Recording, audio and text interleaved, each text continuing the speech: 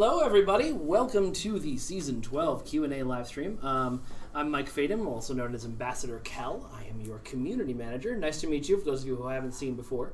And I am sitting here with Michael Panov, who is our lead artist. Hello. And Hector Ortiz, who is our concept artist. What's up? How you guys doing? Good. Great. Good. You having a good day so far? Recovered from launch mostly? Yeah, mostly. We try. Yeah. How's it been going so far? What do you think of Reckoning now that it's out? Pretty good. The response seems to be pretty positive overall. Just glad to sort of get it into the players' hands and see all the feedback that people give us. So yeah, Nice. I'm pretty excited about it. Nice. So let's talk about the Zenkethi a little bit, since they're kind of the big new feature of Season 12. Sure. They're kind of in quote unquote official Star Trek canon. They're like a throwaway line from Deep Space Nine, Right. Basically. Yeah, so how do you pretty much. take something that has almost no information about it, and how do you develop that into a dynamic new enemy group for the players to face? Well, sort of, I can talk about a little bit more on the higher level stuff, and Hector can go into the sort of nitty gritty since he did a lot of the concept art for it. Sweet, yeah. But that's actually kind of one of the fun things about working on STO is that some of the critters that aren't so well developed in the sort of canon and the lore, we get to kind of take the reins on and develop a lot of the visuals and some of the lore behind that ourselves.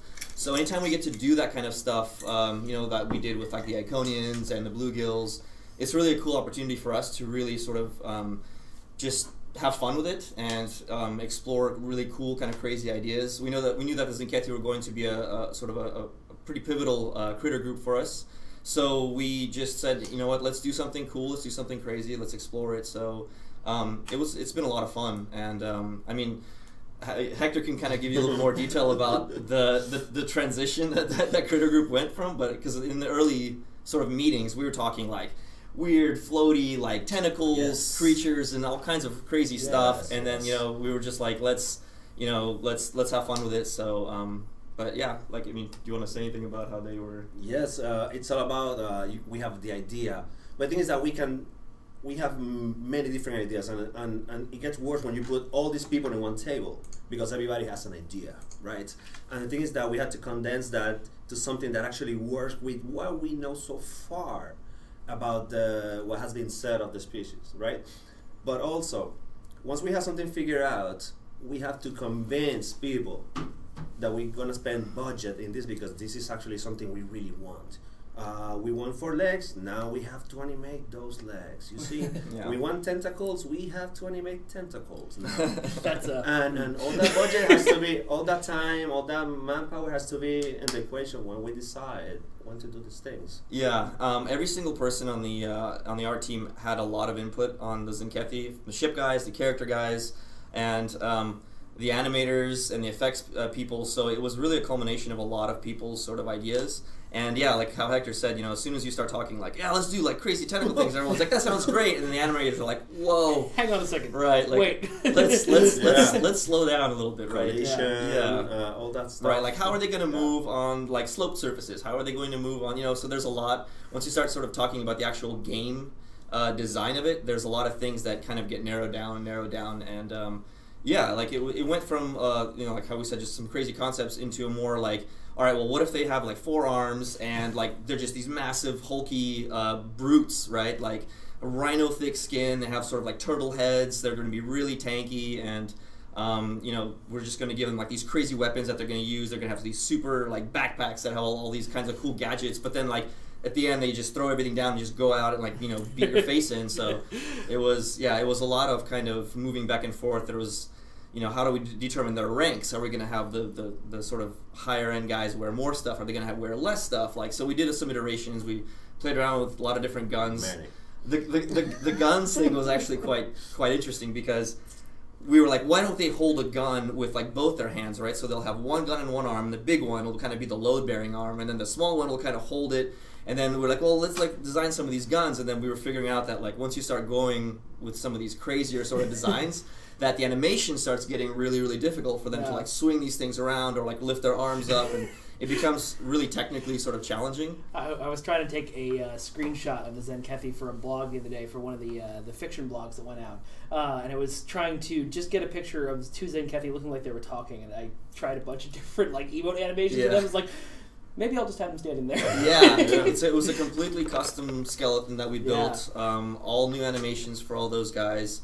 All of the sort of materials and everything was. I mean, if anyone has looked at the blogs, you see the sort of the amount of painstaking work it went in from all different sort of departments in the art team to put those guys together. But I think we're definitely, it's one of the species that we're more proud of, definitely in STO. Yeah, so. so good. Yeah. So I'm gonna go with, because I saw a fan question go by that was really cool. I'm gonna go with one of our first fan questions before I go to the next prepared question. Mm-hmm. How much input and how much do you guys work with CBS and the rights holders when you're designing something that's new for the Star Trek universe, like the Zenkethy? So that was kind of to go back to what we were talking about earlier. If there's a lot of lore established for a species, we tend to really respect a lot of existing sort of IP concepts for the critters. With things like the Zenkethy, as Hector mentioned, I mean, I think the only thing that was really kind of keeping us tethered was the fact that they were reptilian.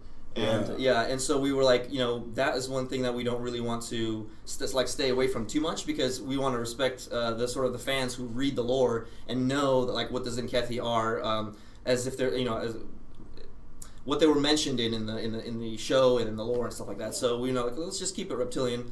But other than that, we actually have quite a great relationship with CBS. They've let us have a ton of tremendous amount of creative freedom for that kind of stuff. So they were actually really sort of lenient. They were just like, as long as it looks cool and it doesn't break any sort of major Star Trek kind of tropes, then like have fun with it. So it's exciting to work on a critter group like that, because we do get a lot of freedom for that stuff. So. Yeah, we got a good relationship. So I kind of want to follow up on what you were saying about Star Trek tropes. So like the universe is 50 years old as of last year. There's all of these different alien designs, but everything kind of has this same Star Trek-y feel to it. Yeah. What do you guys think about when you're designing something new, like the Zenkethy or the Lucari? What design aspects do you keep in mind to try and keep it Star Trek while still coming up with something new? When it comes to ships, to talk about something simpler, when it comes to that, we try to keep some big and interrupted shapes, flowy stuff. More modern IPs, they tend to have a lot of little details, little breaks in their shapes, little things here and there, tons of repetition. Instead, what we try to do is something that looks like a full piece, like an object, like a full object. Sometimes it's more like car. It's like a car, The line starts at the front and it ends at the back, uninterrupted. Yeah. That's what we try to do, and that's how more or less we get that Star Trek look, because that's what they did originally. Okay. Very industrial. Yeah, with character stuff, it's if you look at any Star Trek, the aliens in Star Trek were mostly sort of born out of necessity to shoot kind of cheap humanoid things usually. So forehead trim. They even had that the episode of TNG where they were like, all aliens look like this because reasons. Yeah, exactly. And so to some extent that gives us that handcuffs us in some ways, but in other ways it allows us to sort of keep consistency. For things like the Zenkethy, for example, or like the Iconians or the Bluegills. Once the sort of budgets kind of became a little bit more reasonable, like in Voyager, for example, right, where Voyager was quite good at making some really cool looking aliens with masks and stuff like that. Yeah. So we were allowed to sort of explore, or like the Xindi and things like that in Enterprise. We were allowed to really kind of be like, well, what, kind of all bets are off. We can do some cool looking alien stuff, and it's one of the reasons why I actually really like. The lore of Star Trek is because they can make aliens that are just like energy clouds that communicate with you telepathically, and it's like that to me is very like this is the essence of sci-fi. And so as we design sort of creatures, it gives us a lot of like breathing room to just be like, we can kind of do what we want as long as it's it feels Star Trek in like the way that the species communicates with like Starfleet or with other races. So it's actually quite freeing as an artist. Yeah, that's cool. So, on that subject, what are some of the favorite things you guys have designed in the new season, in Reckoning? What's some of your favorite stuff that you've come up with for this one? Do you wanna? The ships. I love working with those ships. The Zenkethy, the Lucari, the Lucari were simple. Yeah. They were simple. They are a society that are doing this now. You know, they're starting on this old space travel thing apparently. So the lines in those ships are simple. It's like a gigantic triangle or a UFO. You know, everything is so simple, almost industrial. The Sankeri was something else. It was the massiveness. It was the big, the chunky spaceship with. It was like a turtle shell with an engine stuck on top. You know, something like that. Really industrial. It sort of matches their combat style. It matches their sort of approach to problem solving, right? Yeah. Where they're just like, we're kind of brute force with like, we have intelligent brute force. We're gonna work together tightly, and that's sort of kind of that idea of working together tightly is almost sort of mirrored in their design, right? It's like very large shapes, like compacted together, sort of sleek lines, and just like it was a lot of kind of. Thinking about how they fight and thinking about like where they come from and just sort of extrapolating some of those visual ideas from that kind of stuff. Pretty much the Lucari, you see them and they have really organic stuff in the clothing, right? Some organic details, cables and stuff like that, but you don't see that in the ship. Yeah. Because they still can't do that. Yeah. Yeah. So that has to be taken into account. Yeah. Right. Later, maybe 100 years, we're gonna start having all that organic information they really love. Yeah. But not yet. Not yet. What was the process like? Speaking of the Lucari and their ships, taking because we had the community vote to decide what design for that ship was going to end up looking like. What was the process like of designing the ships for everybody to vote on, and then taking the final winner through to the final ship that we now have in the game? Well, it's the second time that we've done that, and so it's actually quite. Well, I mean, I'll let sort of Hector figure out how he sort of goes with the designs, and then the process is pretty simple. We just sort of give Hector some cool like. We had to draw. Yeah, he draws a lot, right? And he gives us like 30 thumbnails, and we're like, wow, like these are so sort of different. We narrow down like I think it was 6 at first, right? I think so. These are different enough to where. Players can really choose a direction, right? And then we went with 6, and then I think they voted down to 3, and then we sort of expanded on the design a little bit more. Yeah. We did a lot. The thing is that we started with a UFO subject. Yeah. We started with that UFO thing, and that was the main thing. We could do a lot of sketches, but tied to that what we know as a UFO. Right. No. And that's how everything evolved. Yeah. Yeah. It was just different. Like he just took it to different extremes. Like he'll have like the very literal UFO, right, where it's a disc, and then he's like, well, why don't we try a wing? And then we'll do another UFO that's like a triangle. Then we'll do another UFO that's like a cross that flies or something, right? And then we sort of give that to the players. They figure out what they want. Oof, and we went crazy with the design because we wanted those to spin, but then we have this limitation because people don't know if they're pointing forward or what is it, but it had to be an arrow pretty much. Yeah, the directionality is very important for gameplay purposes because if you're flying a disc, especially because in Star Trek you're always spinning around your ship to find enemy ships and things like that, and directionality is super important. So we had to always convey to the player with the design of the ship where they're facing and things like that. So you're definitely working with some constraints. Yeah, the same with the verticality, Yes, that's another huge one. Yeah. Other things that we're really proud of, I think. We really paid attention to how the art dictates to the player the gameplay for things like the battle zone. We really wanted to make sure that when the player interacts with the different games in the battle zone, that the states of the art will change. Like some of the, for example, the blockade map or the blockade event in the battle zone, when you are holding the array, the art will change colors underneath the array and things like that. And also with the King of the Hill, the dome will change colors so that players can fly around the map, look at in the distance and see like, okay, that one is like captured by us. We don't need to fly over there. Yeah. Instead of always having to check their mini map or listen to their mini context, it's much easier, I find, when the art complements the design of the game, and it makes it just read easier, and it makes you're paying more attention to just having fun in the game than like keeping track of where everything is. So yeah, we felt like we did a pretty good job with that. That's cool. Yeah, I really enjoyed the battle zone. I know there's some issues with it, guys. Don't worry, don't tell me in chat. But we know, we're working on it. Yeah. But no, I've really enjoyed the bits of it that I've played, and I really like that about it, that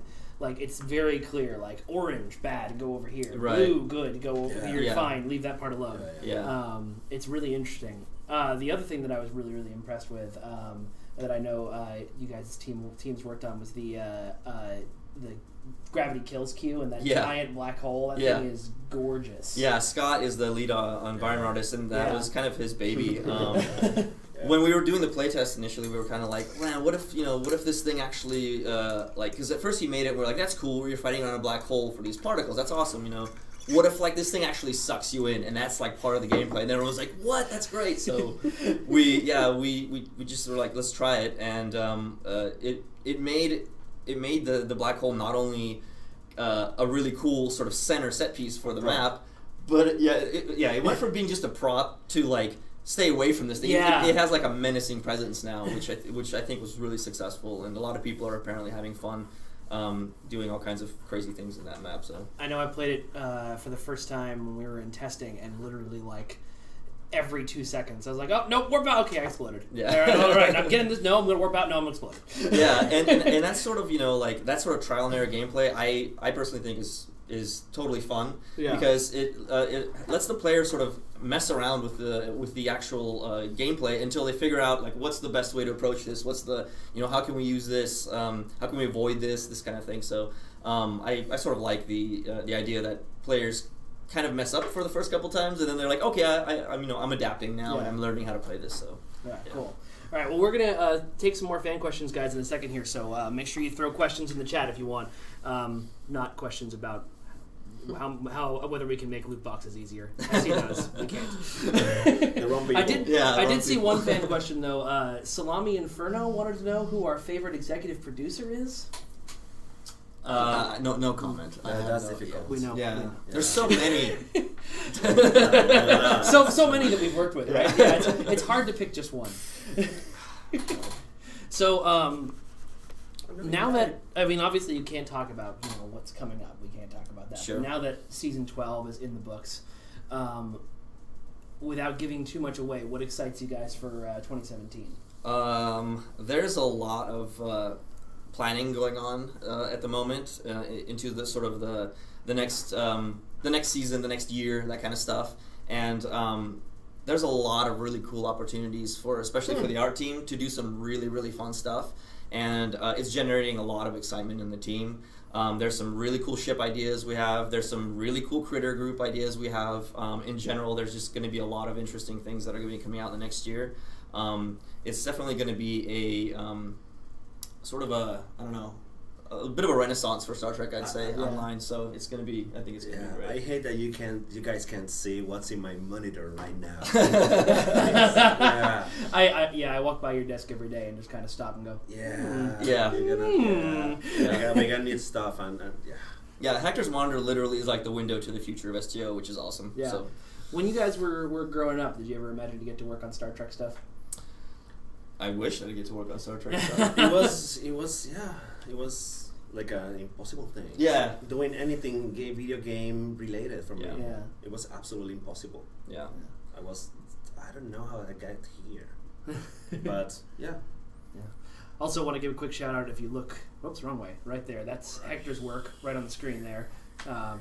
Dr. Kumarke in our season 12 key art. It is absolutely gorgeous. What? No, it's right here, bro. Right there. Oh! On the screen.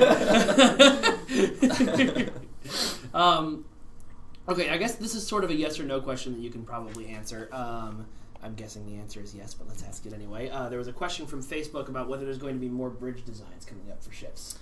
We definitely love doing that kind of stuff. Yeah. We know how much the players love doing that kind of stuff, and there's actually a lot of artists here that enjoy building bridges for ships, and it's a matter of sort of fitting it into the story, the production, and things like that. So we definitely like doing that kind of stuff, and we know you guys love that kind of stuff, and if there's any opportunity for us to do that, we definitely take advantage of it. So I can't say yes or no, like hard, like put my foot in the ground, but we definitely like that kind of stuff, and you can expect to see those kinds of things for sure.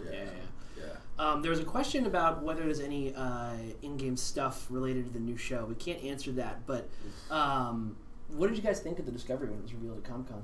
I'm excited for it. Yeah, I think it's going to be great. Yeah. I think it's time. I'm excited to see sort of. There's like a really great resurgence in like awesome TV right now. So I would love to see how that translates over into Star Trek, because Star Trek has always been really sort of like testing and pushing the envelope with Yep. things at the time. And you know, even during like the writer's strike, they were still like doing some really cool stuff. Yeah. And so I'm really excited to see now that there's a lot more attention being paid to just good quality TV, what that will do for Star Trek. So Cool. Yeah, everything, the design, even it's been very polarizing, the design of the ship. But I say, bring it. It's new. yep, Let's give it a chance. Let's try it. yeah, it gets props for me just for being different. Of course, I think that's awesome. So Music Guru wanted to know, when you're tossing around concept art ideas for new like species, ships, etc., what do you look for to inspire you for new ideas? Oh, That's a good one. that's That's a really good question. uh, Well done, Music Guru. It depends. First thing I try to is convey more or less what the. Well, let's divide this into characters, for example. We're gonna do a race, a new race. So I'm trying to understand what the race is all about. I try to understand the story, what we have about, you know, that we can grab. Then I start looking parallels in our, you know, in our planets. Oh, they look okay. They behave like this. That reminds me this culture, maybe the Minoans or Egyptians or Mayans or whatever. And I start grabbing ideas from over there, because I like to establish parallels in this is sci-fi. Sci-fi is all about us at the end of the day. So I start grabbing ideas from there, and then I try to match those ideas to stuff that is happening right now. Design elements right now. How can that design from the past relates, for example, to stuff? Cool. Yeah, and start relating stuff, and suddenly you got something that reminds you something from the past, for example, the Mayans or whatever, but it's looks futuristic, and it creates this nice. It helps ground the Absolutely design grounds it. Yeah. into like a sense of reality. Nothing. Which is awesome. It's nothing comes from the air. Yep. You know, we try to ground it always. Yeah. Yeah. If you think about any sort of really great species in Star Trek, there's always some sort of connection to a very tangible thing that everybody Yes. understands on a personal level, and that's designed specifically so that it gives them weight and it gives them like an emotional connection, right? And that's sort of things we try to do with species and new races and things like that. That's cool. Yeah, it's yeah. Cool. All right. Well, any more fan questions out there, guys, that aren't about the dill cap? Wrong people again. Yeah, I know. They can't answer those kind of questions, guys. I guess I will say, what do you consider your biggest, like we got inspirations, about the past and the future, but who as artists do you guys consider your biggest inspirations? Oh, that's difficult. So many. Jeez, man. So many. Who was artists? Yeah.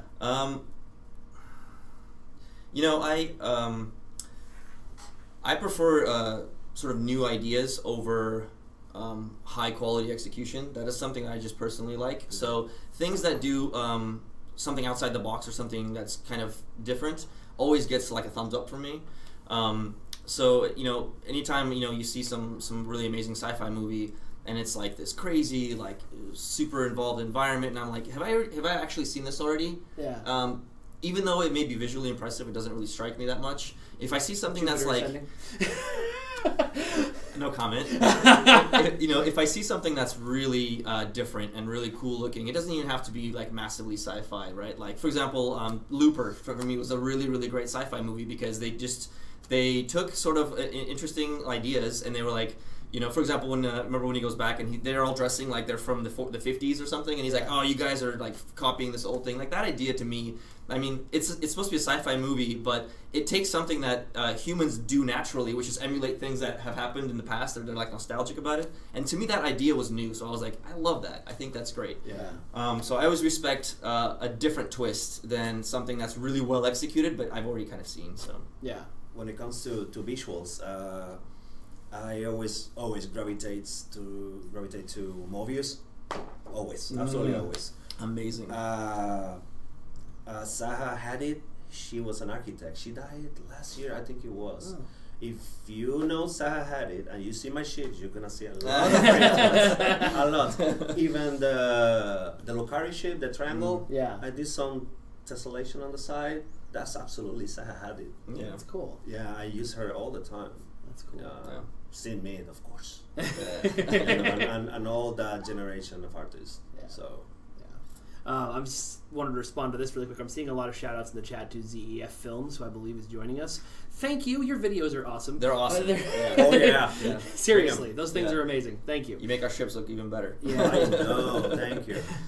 Let's see. I know that you guys are kind of sort of the heads of the art department.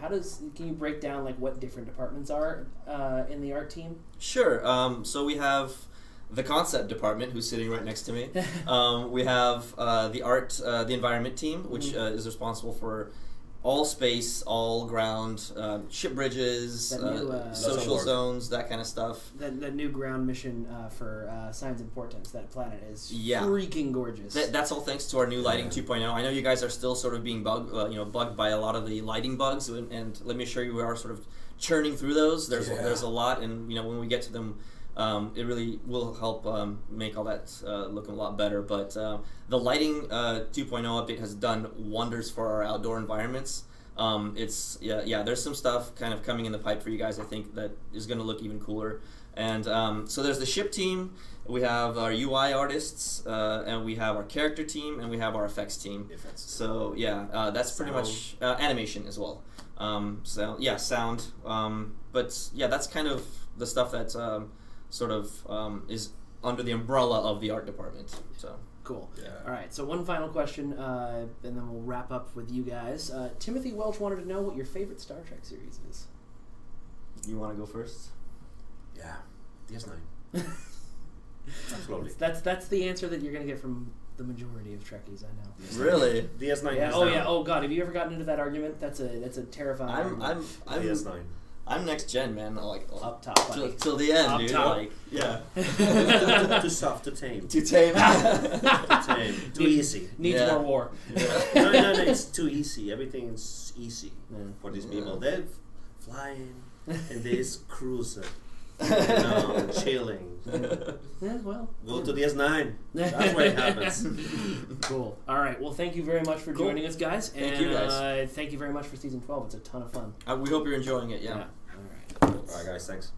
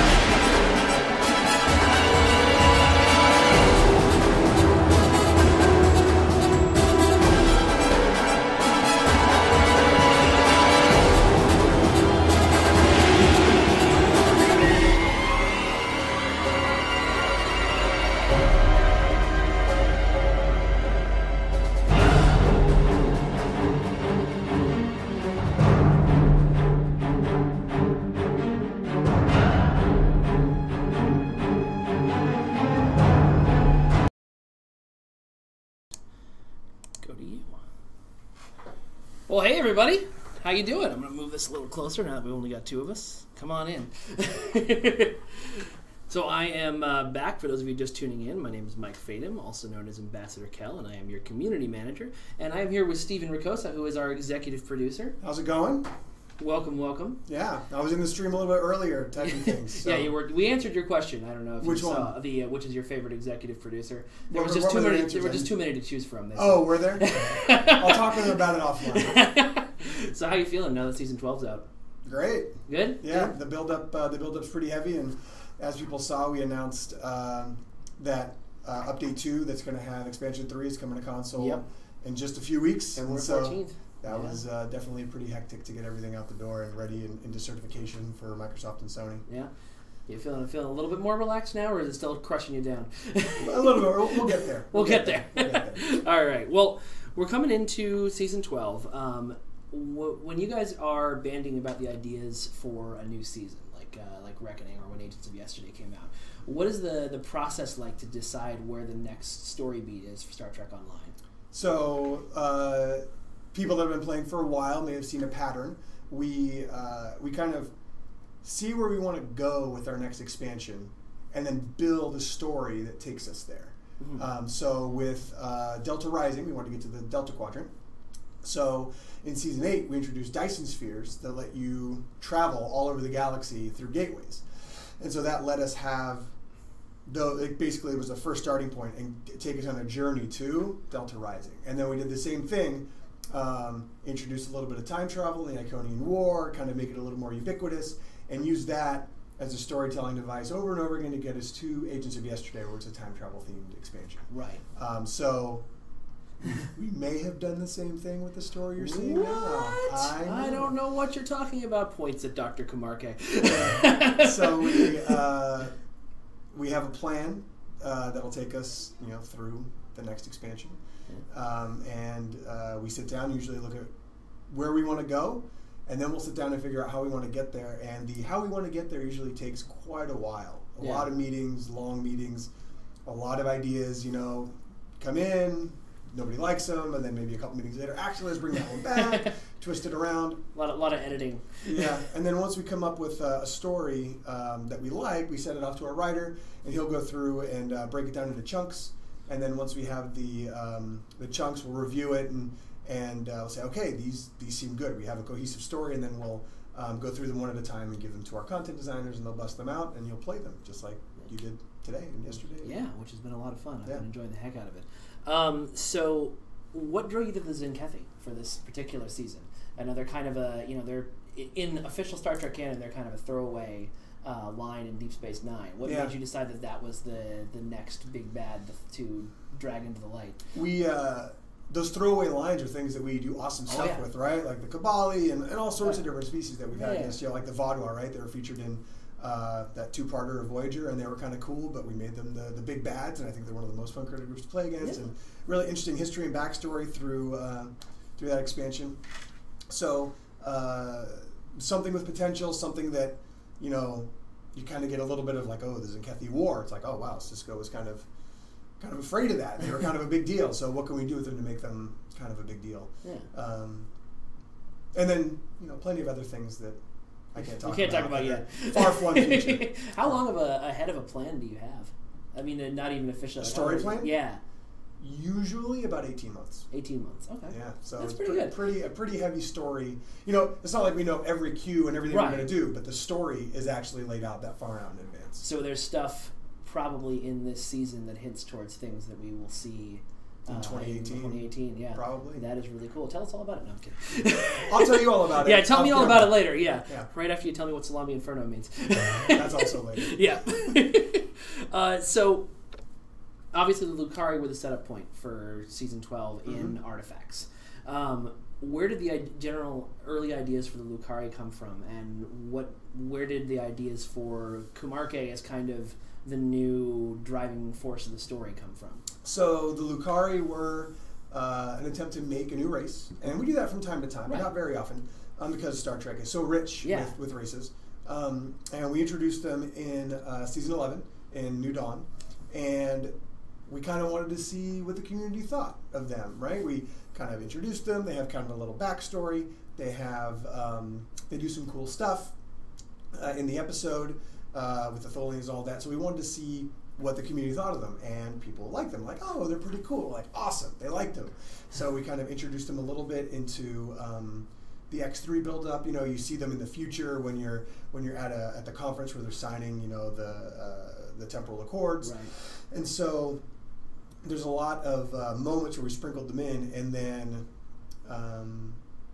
their location in the galaxy made them a good choice for us, and we really liked Kipley Brown as the voiceover for Kamarki. Yeah. And so we thought that was a good ad. So you're going to get a deeper look at the Lucari and several things about them Coming later. up soon. Soon, TM. Trademark someone, yeah. Alt 0153. So there was a question from chat. So since we're talking about the plan and how far forward, how far back did you start work on season 12? The actual work for season 12? Well, the actual, I would say planning work and then the actual... The planning was probably a year before launch, as far as what the story was. The detailed planning for what the season would contain was probably March, April of 16. Mm-hmm. And then actual work began September-ish. So really, it's a pretty fast turnaround to, produce a new season. Yeah, it sounds like a lot of time, but once Yeah. you're in it, sometimes when I'm planning so far ahead and someone's like, oh, it's 2017, I'm like, what? Like in my head, it's 2019 because I'm just living in that space, making schedules and playing that out. So it's interesting. Yeah. There was another question from chat. How soon into that process did you know we'd have Tony Todd for this season, and when did you work Rodek into the planning? So voice actors are always tricky if we haven't worked with them before. Right. Usually no fault of their own. It's just we have to establish like, hey, we're officially licensed CBS product. We'd love to work with you. So sometimes they come in hot. Sometimes they come in early. Tony Todd came in medium, which is fine, which we can deal with. Whenever we decide we're going to use a voice actor that we haven't used before, we always have a backup plan for what we're going to do if for some reason we can't sign them in time. Good idea. But it was awesome to have him. He had so many great roles in Star Trek. Yeah. All over the place, the classic, the old Jake Sisko, which was great. He was a Herodian, and then of course with Rodek. And I'm, been a fan of his work outside of Star Trek as well. Yeah. How many of you out there love The Rock? I know I love The Rock. Everyone loves The Rock. Loves The Even Rock. if they don't admit it, they love The Rock. So it was great to have him in, and I can say you haven't heard the last of him. Well, that's good to hear. Yeah. All right. So, Star Trek Online. Yep. Now we've been around as long as any TV show in Star Trek history, which is fantastic. Congratulations. Thank you. Very exciting. How do you keep a game like Star Trek Online fresh 7 years down the line? I was just talking about this today at lunch. It's such a rich franchise. There is so much. There's only 7 years for the long ones, but it's still 700 some odd episodes. Yeah. It's a lot, and there's all of the books and the movies and everything we look at. And again, we could take something that was in 5 minutes of one episode and turn it into an entire season release, which we've done before. The Alachi came out of one episode from Enterprise, and that group was never seen again. So there's just so much to explore and look at in the Star Trek universe. It almost comes down to us limiting what we try and do per season as opposed to trying to struggle to find something new per season. Well, that's cool. Yeah. There's a question from Sir Boulevard, who I'm sure you're I familiar am with. well aware of Sir Hello, Boulevard. Sir Boulevard. Is there a debate? Is there a balance between using our own original characters and using canon characters who previously existed? Do we try to do 6 of one, half dozen of the other, or do we just do who's right for the story? Who's right for the story is key, but in general, we like to lean towards who's been existing, right? Okay. We all have our favorites from Star Trek, all of our favorite people, and so we try to get them into the game as much as possible. Yeah. Okay. Cool. What is the thing that you're most proud of in season 12? I think the Zinkethi critter group is pretty crazy, and Yeah. the guys were talking about it before from our perspective. Yeah. But one of our new system designers. He's worked at a few other places, but this was his first enemy group for STO. And I think they're fantastic. I think they, the way they work in space, I don't want to get into it for people that haven't played yet. There's kind of their shticks and mechanics. But the way they play in space is great, and the way they play on the ground, right? They talked about their backpacks and all the different tech and all the different abilities. They're just very cool. You know, we've been calling them internally Space Batman because they can do everything. They've got a gadget for everything. And so they can make you think. We've got some content coming up where it's like, oh, here comes the Zinkethi. Because at times they can just be so overpowering. Yeah. Yeah, it's very interesting. I know when we did the big playtest for the Battle Zone, I did the typical Star Trek Online thing where I just charged in with guns blazing on my Tier 6 ship to see what I could do, and it was like, oh, that bounced off.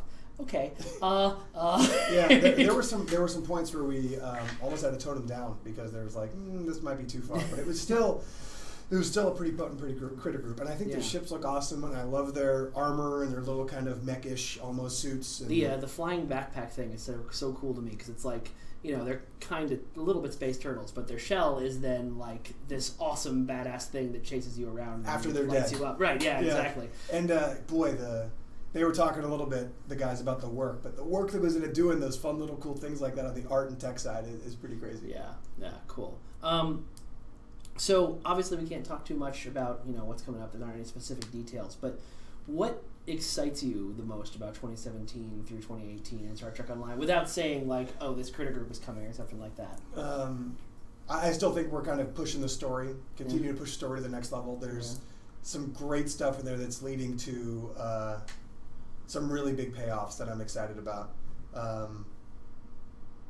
don't want to reveal too much, but we are doing some exciting new things in the coming seasons that are different than things we've done in the past, and I'm very excited to see how the players and all you guys watching react to them. All right, I have to read this one even though it's silly. Juan Aguilar wants to know when we'll be able to romance Captain Camargue. You know, you're free to try. You're free to try. That's what RP servers are for, bro.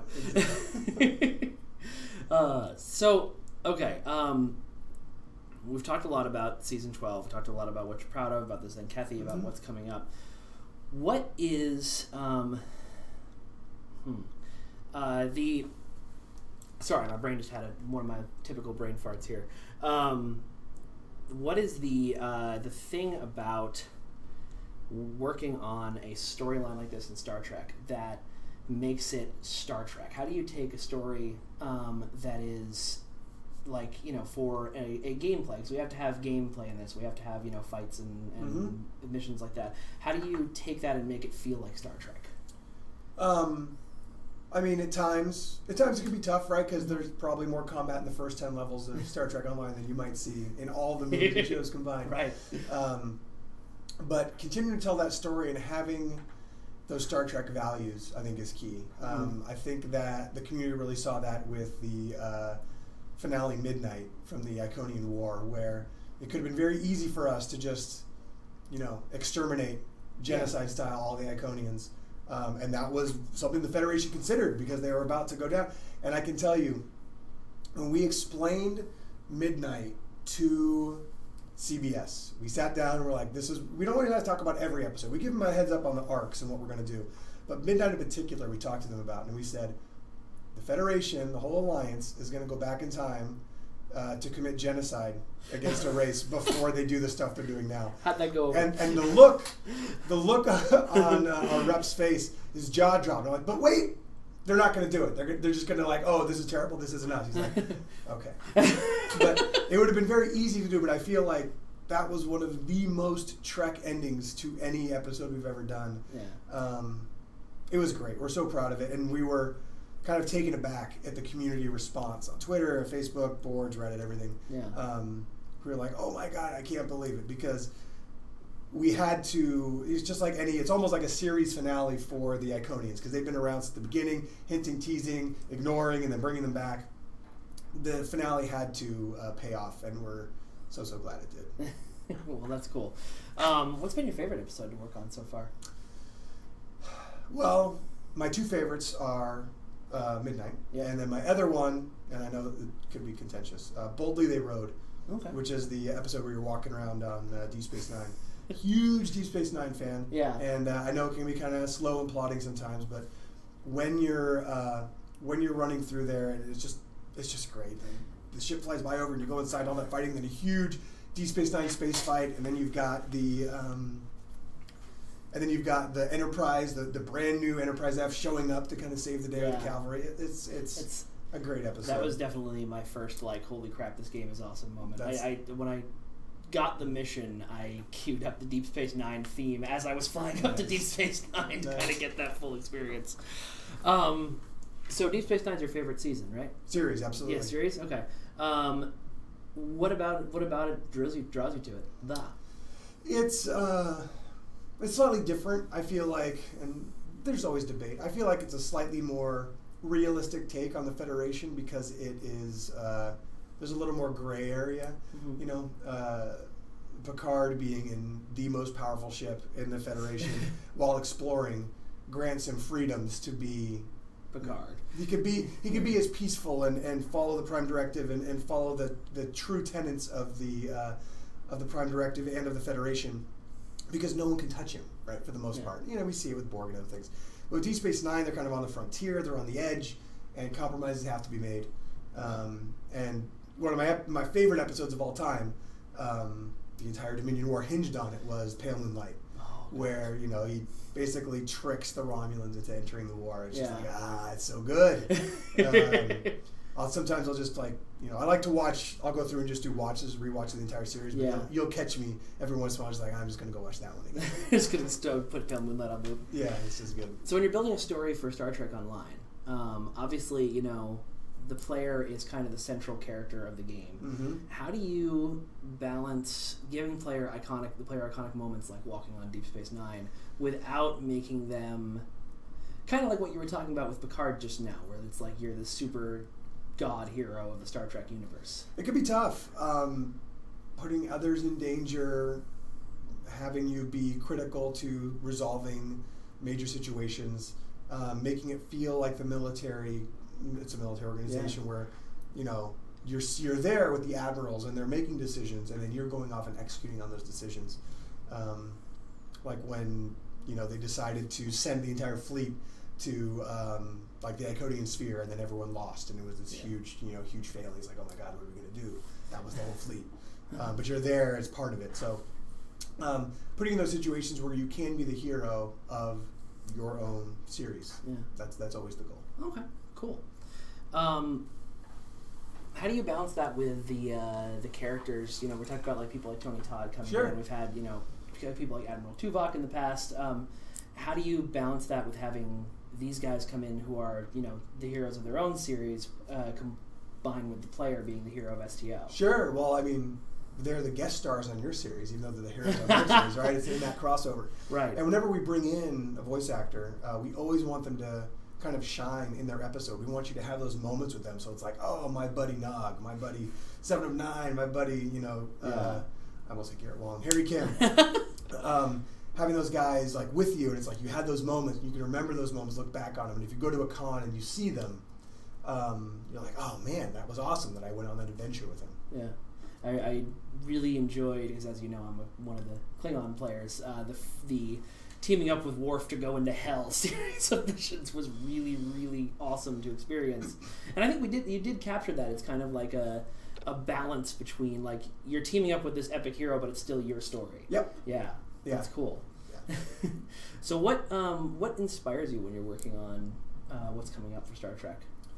I feel like I've been a fan my whole life, and just always wanted to get those stories out there, similar to how our players use the Foundry and they're able to tell stories through that. We're able to tell stories through the main game, and just being inspired by an episode. For Delta Rising, we had to go through and find what were the pile of enemy groups or friendly groups that we wanted to bring in to make it feel like the Delta Quadrant, make it feel as alive as it feels in the show. Yeah. And so we were going through and watching episodes, and we ran through and did a full watch through of Voyager, and a lot of people did as well. And that's where we were like, oh, the Octanti, right? That group they were in one episode, everyone forgot about it, but they were like, the almost extinct species with super awesome ships and weapons that were just going to upload a virus into the Borg and go genocide on them. Yeah. Right? Like, they're cool. I forgot all about them. There was another species that we considered using. I can't recall their name, but we were going. They fake natural disasters on planets to get everyone to evacuate and then steal all their natural resources. I'm like, they could be cool. Yeah, that's. We only saw them once. So there's just going through and watching. Like, you can be inspired by Star Trek all the time. That's cool. Since you're getting called out for your UNSC shirt in chat, is there by Maria? No, actually. Just checking. Yeah, she's abandoned the stream, but she's answering questions in chat, so we appreciate that. Hey, Maria. What is some of your favorite stuff outside of Star Trek? I like Halo obviously. very much. Big Halo guy. I'm going all the way back. I play all sorts of games. I like all sorts of first-person shooters. I like playing Battlefield, Call of Duty, and Titanfall, and things like that. And big fan of RTSs. All sorts of different games. Yeah. Like catching sci-fi movies, action movies, superhero movies, reading, all sorts of stuff, comic books, regular books. You can get inspired from anywhere, right? Tabletop games, anything. You're like, oh, wow, that's a really cool thing that I just did in that tabletop game, or something cool that I read, and that can kind of spin off into an idea that you can throw past the team, and maybe they'll be like, oh, that's a terrible idea. And like, oh, that's cool. Hopefully that part doesn't happen too often. No, it's all about riffing on ideas and doing it collaboratively. Yeah. I don't come in there and like, these are the ideas that have come out of my head. Now go and do.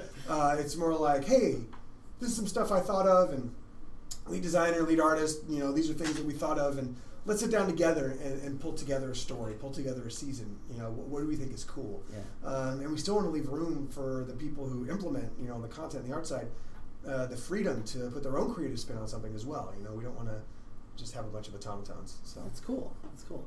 How, what's your favorite part about working in a collaborative environment like that? I'm a huge fan of teamwork, and it's funny. Even in the games that I play, like, I'm never like a free-for-all guy. Yeah. I'm all about like working on teams and team-based multiplayer modes. So it's all about working with awesome people that are awesome at their jobs and are inspired, as passionate as you are. And so it makes it fun and easy to come in every day. Cool. So one last fan question, because I've seen it go by a couple of times. I know we can't really answer this, but what's our, without saying what our actual plans are, what are we thinking for the 30th anniversary of TNG this year? Yep. Okay. Yeah, that's exactly what I thought. We are thinking of stuff.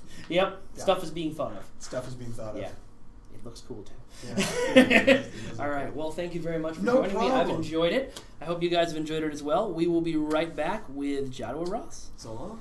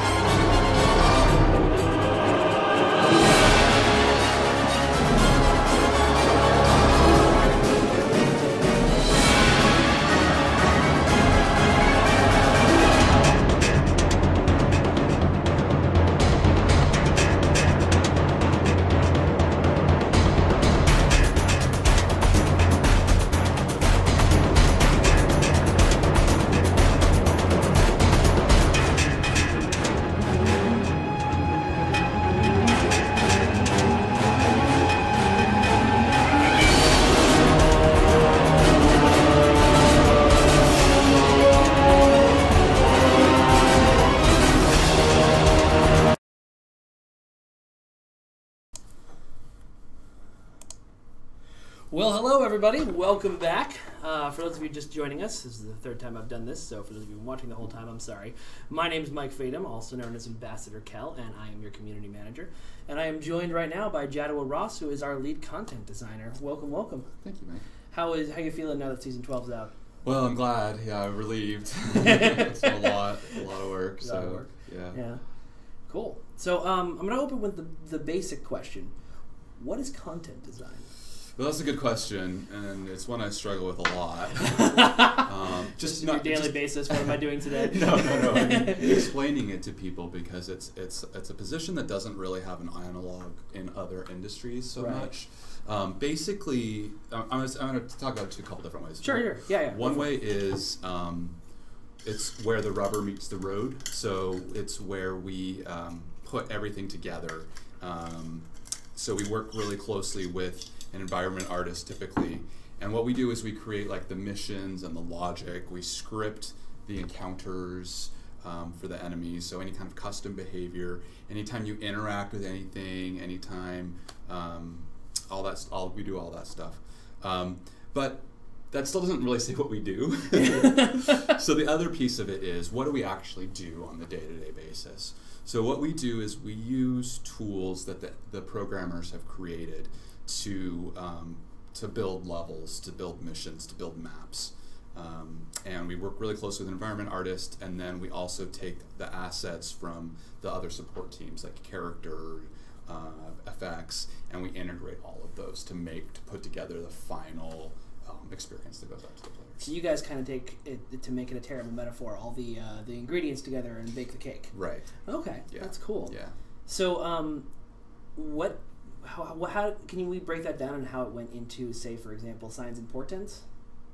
Sure.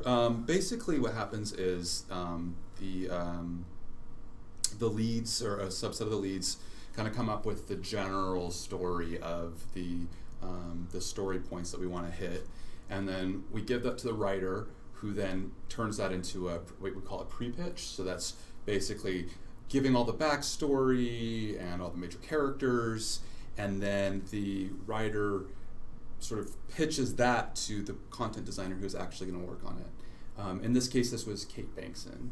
And so Kate then took that pre-pitch, those kind of design requirements, if you will. She took those and then made it into a full pitch, where she fleshed things out with her own takes and a little more detail on what was going to happen where, and a map of like where things are going to happen. And then once we approved that, then she did what we call a white box. So that is just placeholder stuff, literally white boxes to kind of block out where the gameplay is.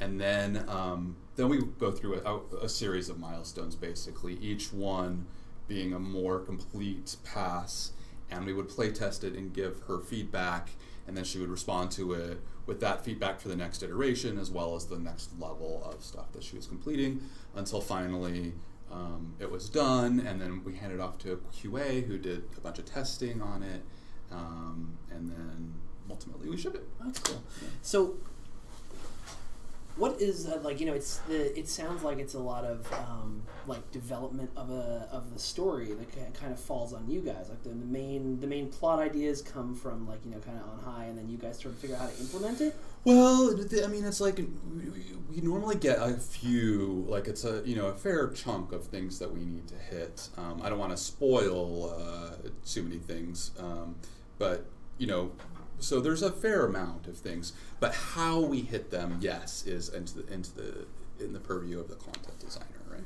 And that's where we have the latitude. So as long as at some point it's communicated to the player that however that happens, is up to you, as long as it works. Is that as in a creative aspect? Is that like more freeing or more limiting? Do you feel?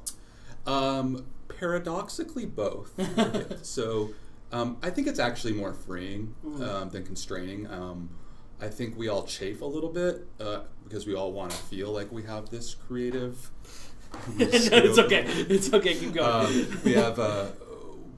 We all want to feel like we have creative control, but it's actually one of the toughest things is to create something when it's just wide open. For me anyway, it's much easier if I have stuff if I have constraints to springboard off of them, they actually there's a cliche like necessity is the mother of invention. Yeah. And it's true. It's actually easier if you have kind of a prompt or something.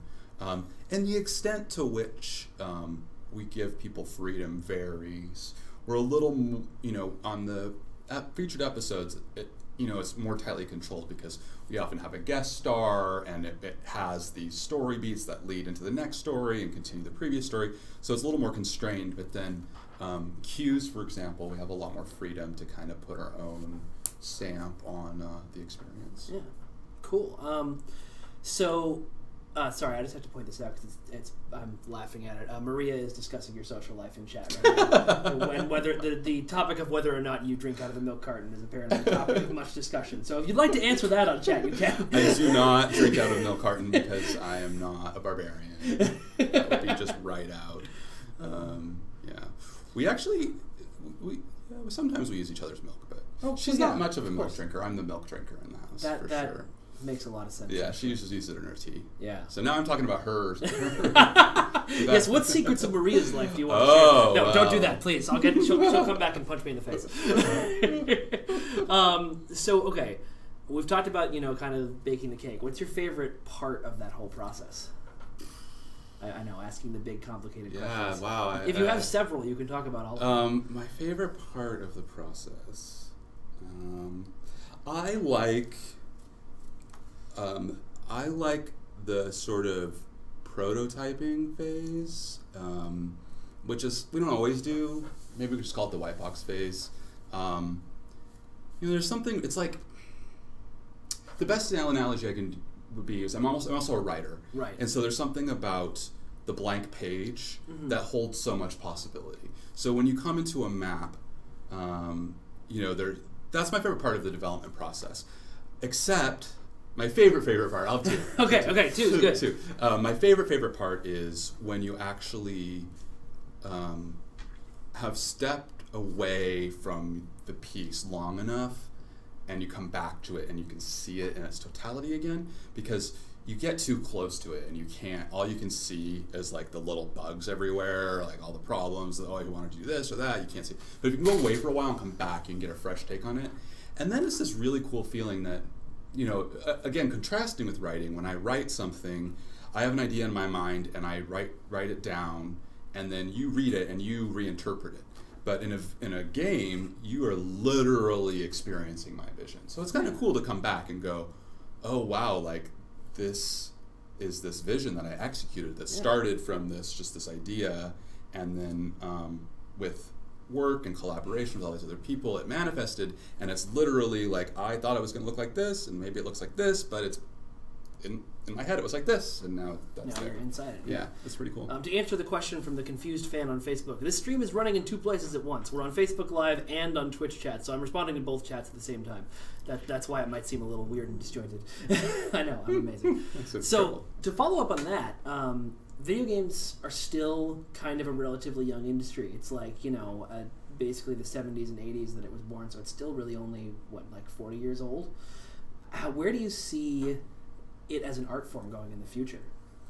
That's a great question. I think we're right now in this amazing revival. So originally in video games, they were fairly small teams. Graphics were very powerful. So they were very vector graphics, like lines and monochrome, but that was achievable with a small group of people. Sure. Then the games got bigger and bigger and bigger and bigger. We got these AAA games, we got these MMOs, and all these huge games. But now, with a lot of the tools like Unity and Steam, and Adobe has these monthly subscription products now, and Realize subscription products, all of which combines that this is, to me, the era of the indie gamer. And so we've seen a new art form that we haven't seen before, which is the sort of indie art game. Yeah. So there's all these games about social issues like depression or losing a child. Dragon cancer or gone home or Exactly. And so I think what we'll see is that trend continuing for indie games, and then it beginning to be more of of a recognized art form. Right now, it would be unusual to have a, say, literature of games class, right? Yeah. Outside of a game program.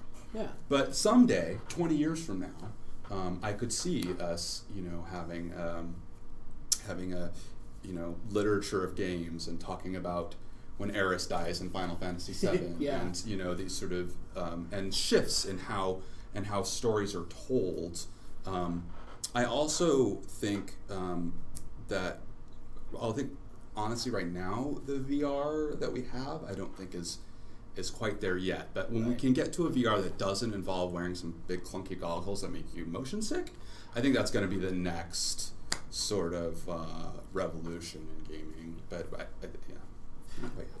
Cool. So, fan question for you. Sure. Is there, somebody asked, is there a moment in design, or actually here, I'll just read it off the chat. As a mission build is taking shape, can it undergo significant story changes? Does the build feedback on writing does the build, I think does this. Does this build feedback on writing as a result of scene in action? Or I think the question is, as you're working, can you get, can feedback from the content team change the story and vice versa? Yes, a lot. It's really about iteration, and sometimes you get down a road and it's just not working. Yeah. We've completely pivoted. We've completely just cut stuff that wasn't working. We've retooled things. It happens all the time. There are certain things that you can't change.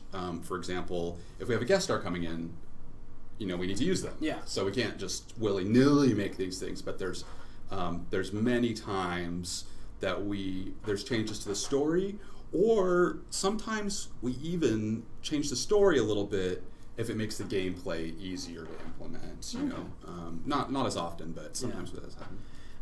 Following up on that, when we get somebody in, like a Tony Todd or like a Garrett Lang or something like that, obviously we do a voiceover session. Does that session happen before your guys' team comes in, when the writing team is working on it, or does it happen after the mission is already designed? It's pretty much like the last thing that happens,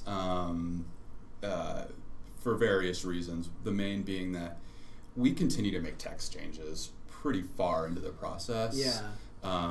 And so we only, especially with the guest stars, we often only have one shot to record them. Yeah. So we need to make sure that everything's as final as possible before we record them. So it's often the last thing, and then we have to kind of come back in and adjust some of the timing of things and so forth. And so often, players may notice on Tribble, for example, that the cutscenes often won't have VO for that reason. Right. Because it comes in so late. So it's like one of the last things you implement. It's very which makes a lot of sense, because you don't want to have to, have somebody come back from LA to like fix something if the story has changed. Right, and I mean, some actors that aren't like big stars, we can get them in to do pickups, but the big stars have to pay for their time, and so that can be prohibitively expensive. Yeah. So we try as much as we can. They're great about it, but we try as much as we can to get everything on that first take. So it's Yeah, cool. So somebody asked earlier, do you prefer to work on like brand new systems and planets in Star Trek, or do you prefer to work on things that are already previously established, like Earth Space Dock or New Romulus or something like that?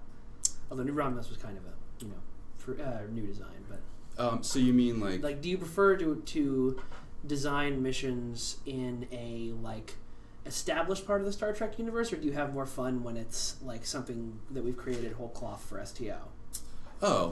I guess it's a trade-off. I'm a Star Trek fan, so obviously anything that is related to that, and then I can extrapolate and get the opportunity to kind of explore and flesh out the Star Trek universe. I love that. But the new stuff gives us a lot more freedom to do what we want to do and not be constrained by the Star Trek universe. So I guess what I would say is, if it's Deep Space Nine related, I prefer Star Oh my god! Can I say that? You can say that. You're the. I think no. Actually, you're the third person on the stream to call Deep Space Nine their favorite show. Oh, it's what a shock, Star Trek fans! I've never heard anyone say that before. So okay, this is a question that I'm not sure if you can answer or not. But what is your vision for the Gamma Quadrant and the Dominion? What would you like? Obviously, you can't talk about any future plans we may or may not have for those places. But what would you? I guess what do you like the most about them, and what would you want to work with in those areas? Okay, that's easy. That's an easier question. I am a Vorta fanatic. I am just nuts about them. I think they're like the coolest race. They're the best kind of evil, they're man. My like, favorite kind. The smarmy. So polite. I know. And the way that he especially Jeffrey Combs as Wayoon. Oh god. The way he can just he can sound like he's saying the nicest thing, and he's just he's stabbing you. And he always has these it's like in chess it's forks. It's like either way you can pick A or B. He wins either way. You know? So I just absolutely love him, and they're so obsequious and oily, but I think they're hilarious. I got to do the Cardassian arc revamp. And so I got a little taste of getting to do some Gamma Quadrant stuff there. And I put a Vorta character in, and I just had an absolute blast with his dialogue. They're a lot of fun. Yeah. So, that's Vorta. Vorta are terrifying in the best possible way. I love them. Between them and Kai Wynn, you're just always... And then Kai Wynn is my favorite villain ever. And I love the Bajorans, too. I also, as part of the Cardassian arc revamp, did... Mirror Bajor. Oh. And one thing about Deep Space Nine is it had a lot of really cool crossovers with the Mirror Universe. I mean, all the shows did it, I think, except TNG.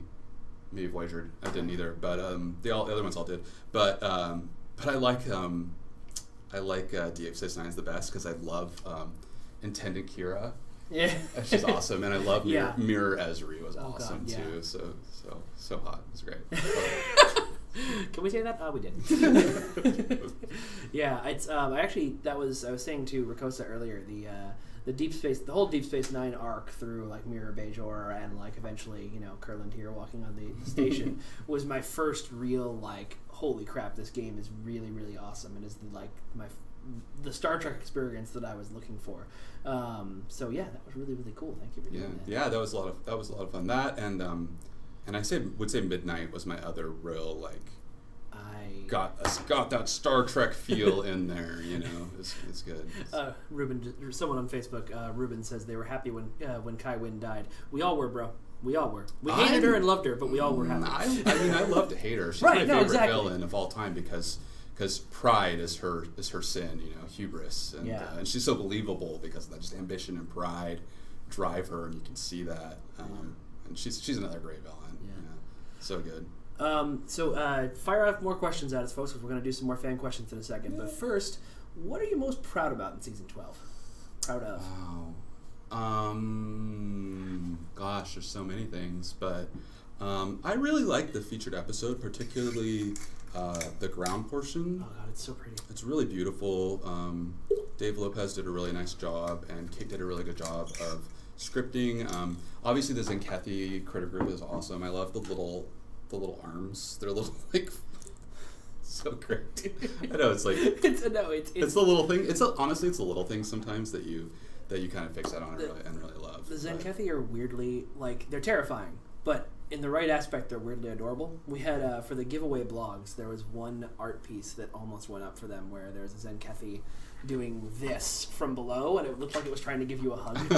And I was also these monstrous creatures are kind of cute. They do this thing in manga where they have I think it's called chibi versions, where it's they have their character, but they're tiny and huge heads, and I think it'd be really funny to have the Zenkethi like that. Chibi Zenkethi. Yeah. All right. Well, I don't see any questions we can actually answer in the chat yet. We're not talking about lockboxes, guys. I promise. Oh, here we go. I don't think Jaddua will know the answer to that question. I don't know the answer to that question. I can ask, but I doubt we're getting a soundtrack CD anytime soon. But we'll look into it. Okay, so what is it about getting to play in the Star Trek universe that's the most fun? For me? Yeah, for you. boy. Well, there's so many things. I mean, the most fun, I mean, getting to be a Betazoid, getting to be a Trill, getting to interact with all these stars. I think one of the best parts about developing for Star Trek for me is, Star Trek is all about these, especially like TOS and TNG, is like these morality plays. Like they take an aspect of what it means to be human and they interpret it literally. So classic example is the transporter accident that splits Kirk into the sort of aggressive and passive sides of themselves, and to kind of examine, you know, what does it mean to be a human, what does it mean to be good or evil or aggressive or passive, in a literal way, using this technology. And you know, they used to have these like great science fiction writers come and do spots like Harlan Ellison, you know, and do writing scripts for these episodes. So that's something that I personally have tried to inject into my episodes. And again, I think you can see it most in Midnight, where you really, you know, throughout the story, you have a lot of agency and you're able to make these moral choices. And that in general, that sort of what you do in that episode, I think is reflects that. So. All right, so the question came in from Sir Boulevard. I don't know if you know him. Yeah, you know him. Okay. I don't know how much you can answer this, but I'm take it as more of a would question than talking about.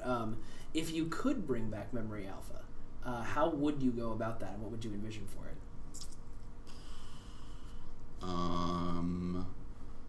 Gosh, I never really thought about it. Memory Alpha. What would I do with it? I guess I would, you know, one thing that I've enjoyed has been, it started with the Iconian War. We started doing these Tales of the War pieces. Yeah. And people really enjoyed them and kept asking to have them in game somewhere. Yeah. And it didn't really make sense to have them in game because the point of them were these other stories. Right. But I think it would be cool if Memory Alpha had some kind of a lore repository, you know, and maybe those could be in there. I don't know, I'd probably leave that up to Ricossa, but maybe those could be in there, or maybe it could just be one place where you could go and leaf through lore clickies that you've unlocked in the past, or you know, or look through, I don't know, some rewards or something like that. That'd be fun. That'd be cool. Yeah, there's so much story in this game now after 7 years. It's true. It's interesting to because I've come in as kind of a new player, and it's it's been funny to kind of bounce around because I played the feature episode and it's like, oh, there's an alliance now. I can't wait to figure out how that happened. Yeah. It's fun. All right. Well, I'm going to say thank you very much for joining us, Jaddua, and look forward to having you on soon. Thanks very much for Season 12. You're welcome. All right. Bye. Bye, everybody. And we're not signing off. I know the original schedule said we were, but special surprise. Thomas Marrone is going to be joining us to talk a little bit about ship design. So we'll be right back.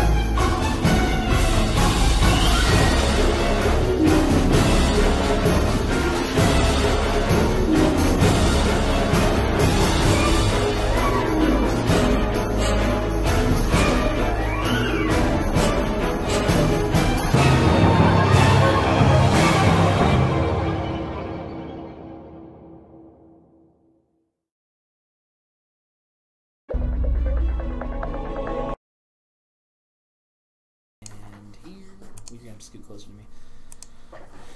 Hello, everybody. Welcome back for our final interview. For the fourth time, my name is Mike Fadem, also known as Ambassador Kael, and I am your community manager.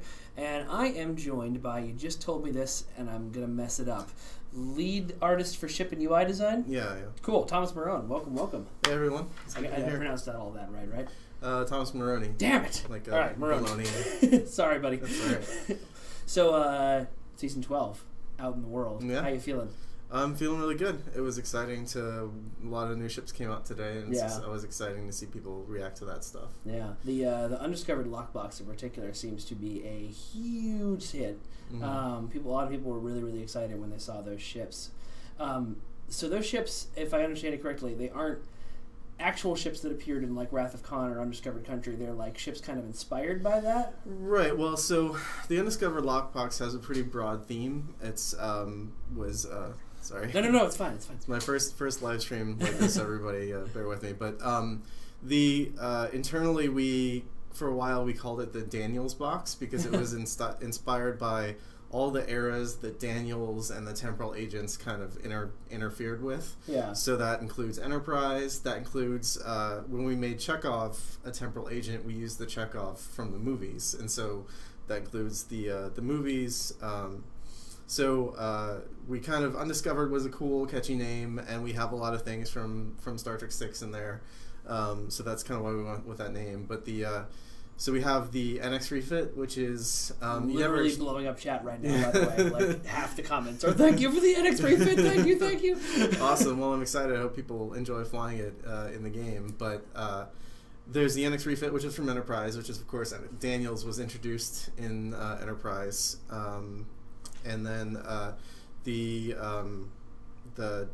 dreadnoughts, the Klingon dreadnought, I forget the name, Romulan dreadnought, and the Fed Atlas class. Those are all kind of, we did TOS with those because that was the era that you encountered Daniels in as a STO player. And then of course all the undiscovered lockbox weapons, all that stuff is from the movies, eras of Star Trek. So it's an amalgam of a bunch of different stuff that we felt like we wanted the stuff in the game. This seemed like a good place to kind of put it in there. It was a good opportunity to give people a lot of stuff they've been asking for a really long time. I just saw a Facebook comment go by that asked for the NX to be put into the lockbox instead of being in the Lobby's throw. It's the first time I've ever seen that request. Okay. That's really funny. Well, so obviously you get one of the best jobs in the world. You get to play in the Star Trek universe and design the starships we all get to fly. What is that like? It's great. So I model the ship. We have a concept artist, Hector Ortiz, who designs a lot of the stuff. I have designed ships for STO as well, but primarily my job is either to take the concept that Hector makes, which in the case of like the USS Atlas, that was a brand new concept that we created in-house here at Cryptic, or take reference like with the NX refit, which was there are lots of images online. It was designed by Doug Drexler, who worked on the show Enterprise. It's kind of his baby. As if Enterprise had continued on in another season, this is what the ship would have looked like. They would have taken it into refit and added another hull to it, and modernized it a little bit to act as like a bridge between the Constitution class and the original Enterprise. So like I kind of liken it. Renaissance painters would start their careers by just repainting the master, paintings of their masters, right? Like brushstroke for brushstroke, they would try to make it look exactly like what the original painting was, and that's kind of how I feel when I make like a model of a ship that's from the show, because there's so much like care and attention to detail and thought that goes into those original models, whether the physical models from like TNG in the original series or the digital models from Voyager and Enterprise. And so like when I get the opportunity to do that, I try to be as careful and learn a lot from what I'm doing. So that's amazing to be that close to something that you grew up as a child really loving. And also when I was a kid in school, I would draw spaceships in the margin of my notes instead of paying attention in math class. So like getting to do that as a job, like I have a great relationship with my parents, but there's a part of me, a tiny rebellious part of me, that always like just kind of likes to grin a little bit when I think about how it was like, well, you're never gonna turn video games into a career. It's like, look at me now. Yeah. So, but they've been very, they're very supportive and everything. Don't read too much into that, Freudians out there, but but it's no, it's a thrill. It's absolutely a thrill. So there's a question in the chat that I thought was kind of interesting, because I was wondering it myself. What was the design decision philosophy behind the D9 and the new I think it's the new Romulan ships, right. the undiscovered lockbox. Right. They're a little bit more Ken or something. Yeah, they're a little bit more low texture. Is that to try and match the look of the models from back in the day, or? Yeah, we wanted when we did Agents of Yesterday, we wanted to be really faithful with the look of the ships from the original series era, and so the D9 and the Ken, I believe that's its name, use those original series materials. We did a thing where we kind of mashed up ships you see later on. With the Romulans, it's the D'Deridex, and Klingons, it's the Negvar. It's like, what would a TOS version of that ship look like? And so we took the basic shapes and the basic footprint of that, and Hector Ortiz, again, our concept artist, did a really great job of melding those kind of the silhouette of the TNG ship with the aesthetic of the original series, and I think they turned out really cool.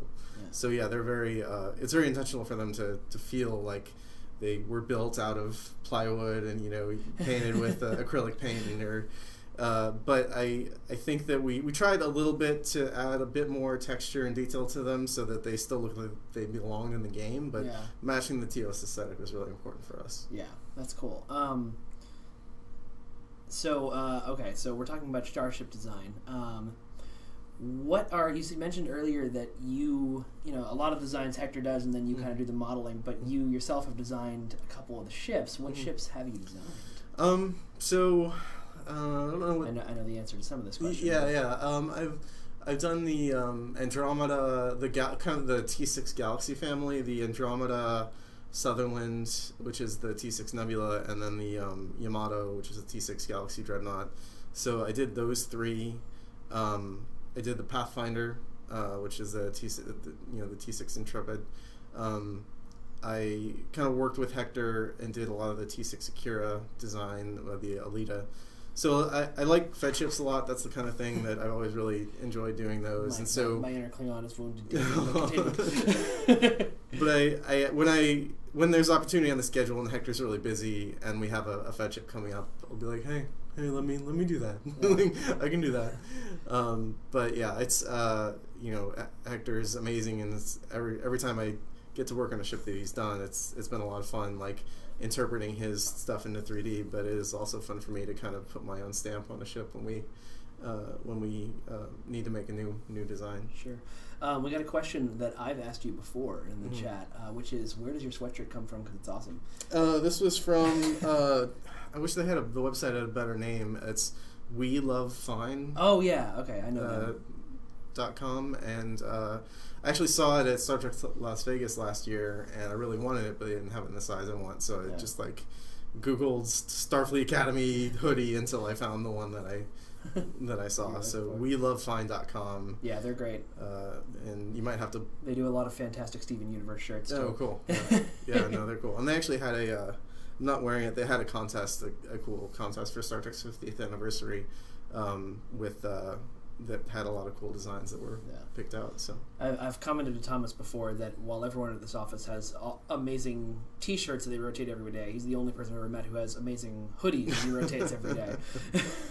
I've been, I guess this is heretical to say, I've been getting into Star Wars a bit more lately, and I don't have any Star Wars hoodies, so I need to broaden my horizons. Yeah, get yourself a Jedi robe. Okay, so somebody's put a link in the Twitch chat to the exact sweatshirt, so go ahead and grab that if you want. Nice. This episode of SEO Livestream brought to you by WeLoveFine.com. Please support this product. It has nothing to do with us. Okay. So what is it about Fed ships that draws you to them over, the vastly superior Klingon ships or Romulan ships? I'm sort of boring in the way that I've always liked being the good guys. I'm always whenever there's an RTS that has a human faction and an alien faction, I'm usually the boring humans, and I don't know. I just like that aesthetic. I like that Star Trek is a future about us. About like it's supposed to be Star Wars. To make the comparison is a long time ago, far far away, right? And Star Trek is actually humanity's future. And so the Enterprise, the original Enterprise designed by Matt Jeffries in the original series, is a very kind of grounded, in some ways, design. It looks like, we could probably build something that looks like that in a couple hundred years. And so there's that thread of continuity of space exploration in the Federation ships that I enjoy, and I enjoy finding new ways to work with that within those parameters. That's cool. Let's see. So Rogue Ice wanted to know, what's the most rewarding ship you've designed?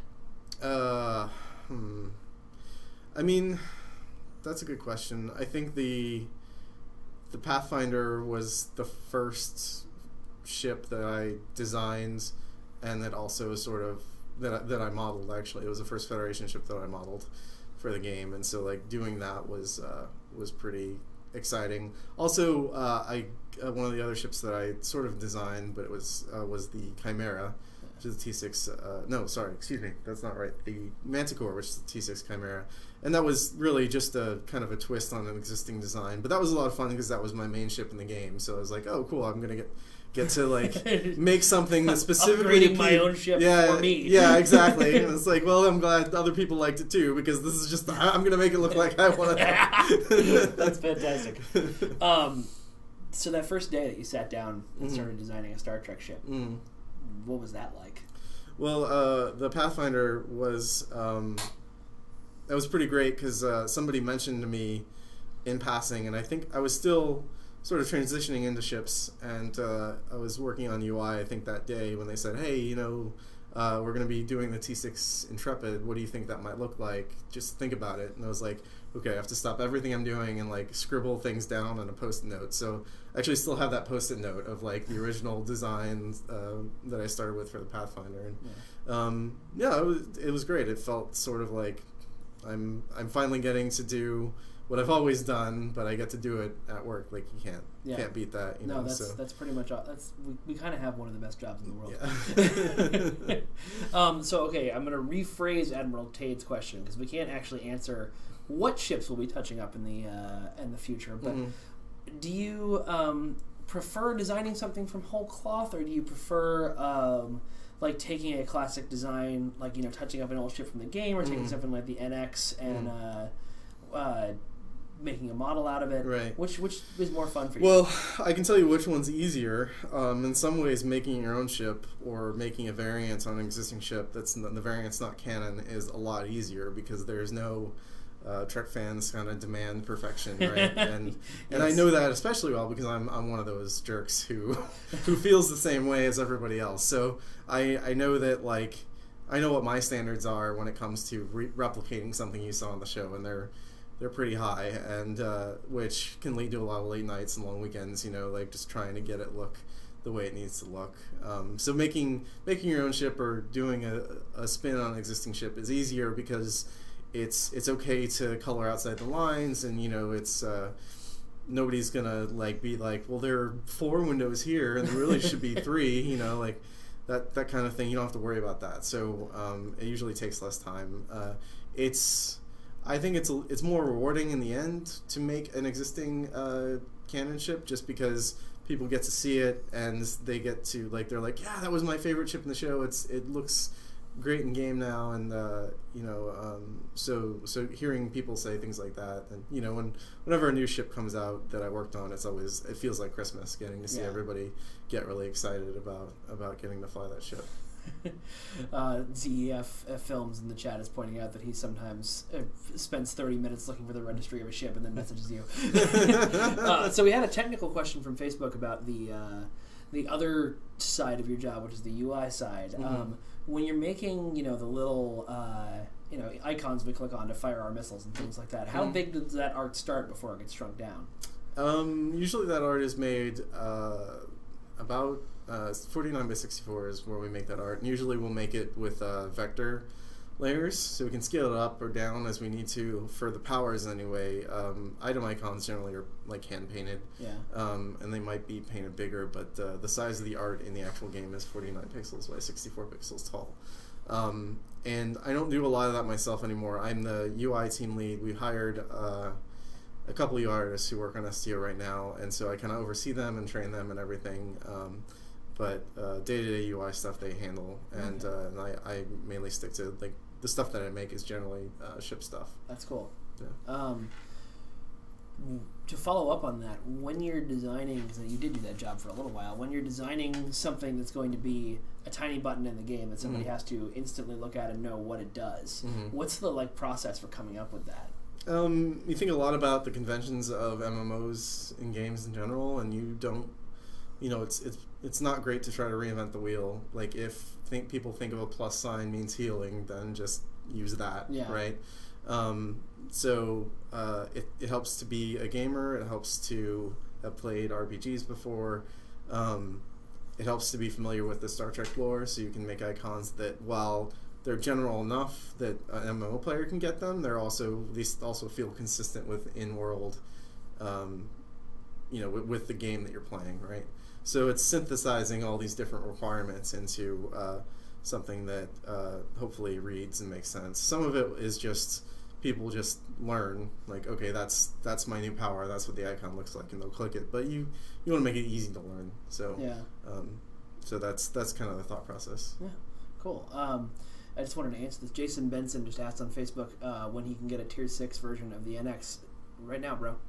Yeah, now in game. The NX refit. If he's asking, if you didn't know, if you get the NX refit in the Lobby store, you can use the original NX parts on it for free. You don't need to buy the NX from the C store to get the regular NX parts on the Lobby store ship. Yeah. So and there are that comes with two materials. The NX refit has a different material than the regular NX ship, so you can use both those, and you can swap parts. You can use like the refit nacelles and the regular NX saucer if you want.